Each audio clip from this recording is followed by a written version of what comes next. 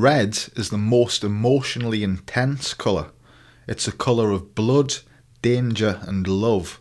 It represents fire, passion, strength and rage. It can depict malice and wrath, but also determination and radiance. On the positive, red is also an exciting colour and is closely linked to being romantic through its conveyance of lust, passion and desire. The colour offers high visibility and in turn is used in warning signs and fire engines, to name a few. It's also closely linked to power and importance, as we can note in the celebrity's red carpet.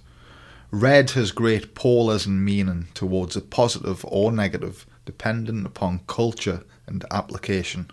Blue is the colour depicting water and cold. It depicts the sky and the sea. It is a peaceful colour promoting calm, to the contrary of red, and so is a popular colour used in bedrooms. Blue is known to release tranquil chemicals into the body as a result of perceiving the colour.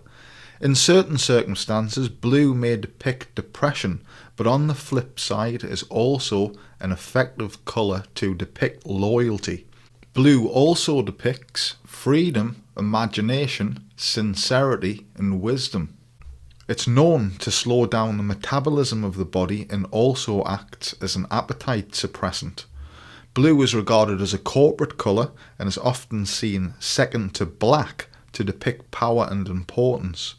Blue shirts worn by the police and firefighters in contrast to their black uniform is one such example of power.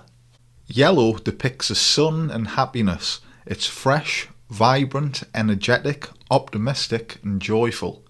Yellow is a confidence builder but can have an adverse effect on mood if used lavishly as a result of visual overstimulation. It can also be associated with sickness, jealousy or cowardice. Yellow demands attention and can be observed from great distances. Taxicabs are painted yellow in many countries for this reason and has a great advantage over the black London cab. The colour is known to increase mental clarity, memory and enhances vision.